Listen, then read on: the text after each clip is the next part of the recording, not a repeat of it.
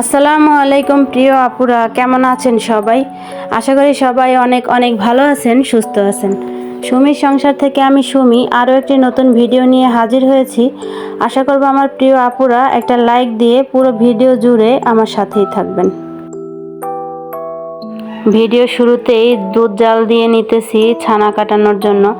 আসলে এই দুধটা আমি গতকালকে রাত্রে জাল দিয়েছিলাম আমার বাচ্চাদের জন্য, কিন্তু রাতে খাবার পরে বাচ্চাদেরকে দুধটা দেওয়ার কথা আমার মনে ছিল না। তো সকালবেলা উঠে দেখি দুধটা হালকা হালকা একটু দই হয়ে গেছে, কিন্তু দুধটা দিয়ে কোনো গন্ধ আসছে না। তো ভাবলাম এটা দিয়ে ছানা কেটে বাচ্চাদেরকে রসমালাই বানিয়ে দেই, যেহেতু দুধটার মধ্যে কোনো গন্ধ হয়নি।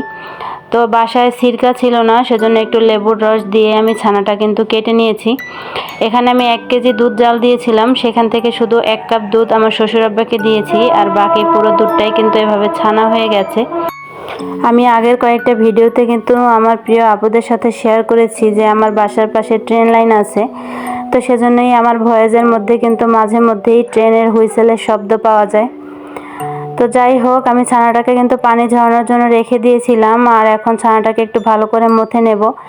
আমি আসলে রসমালাই বানানোর চিন্তা করে কিন্তু ছানাটা কেটেছিলাম, আসলে রসমালাই কিন্তু বানাইনি। শেষ পর্যন্ত আমি গুড় দিয়ে নলেন গুড়ের সন্দেশ বানিয়েছি।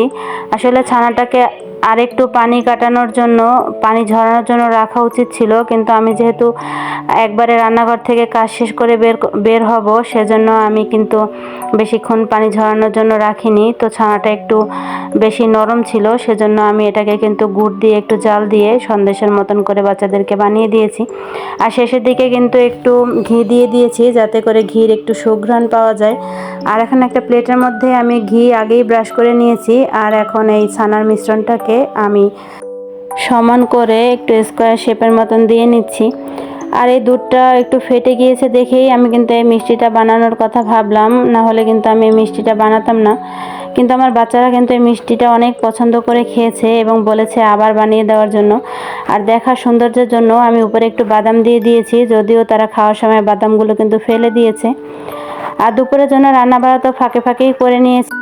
আর এখন আমার শ্বশুর আব্বার খাওয়ার জন্য খাবার টেবিলটাকে কিন্তু সুন্দর করে গুছিয়ে দিচ্ছি, যাতে উনি খাবার সময় সব কিছু হাতের কাছেই পেয়ে যান সেজন্য। আর এখন তো শুধু উনিই খাওয়া দাওয়া করবেন, আমি আমার বাচ্চাদেরকে নিয়ে একটু পরে খাওয়া দাওয়া করব। আজকে দুপুরের জন্য রান্না করেছি শাক সিম। এই শাক সিমগুলো কিন্তু আমি ফ্রোজেন করে রেখেছিলাম আমার বাগানের, তখন তো অনেক হয়েছিল, এত খাওয়া যায় না দেখে কিছুটা ফ্রোজেন করে রেখেছিলাম, সেটাই রান্না করেছি। তো আমি রান্না করার সময় একটু চেক করে দেখেছি, খেতে কিন্তু মাশাআল্লাহ খারাপ হয়নি, ভালোই হয়েছে। আর পাতলা ডাল রান্না করেছি, আর রান্না করেছি এই যে লাল পোয়া মাছ দিয়ে আলু দিয়ে মাখা মাখা করে ঝোল রান্না করেছি।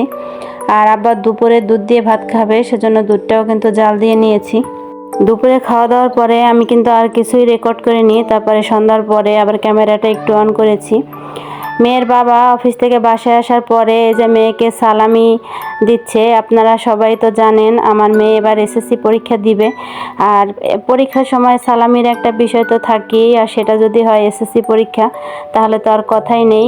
আমাদের দেশে কিন্তু এই এসএসসি পরীক্ষাটা একটা আবেগের বিষয়, মানে এটা নিয়ে সবাই একটু অন্যরকমভাবেই ভাবে আর কি।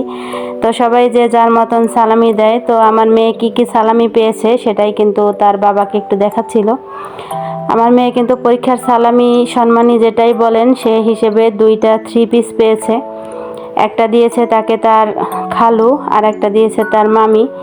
তো সেটাই আমি একটু আমার প্রিয় আপুদের সাথে শেয়ার করছি। এই যে একটা 3 পিস, এটা 3 পিস না, এটা আসলে 2 পিস, হালকা মিষ্টি কালারের ভিতরে গর্জিয়াস কাজ করা একটা 3 পিস।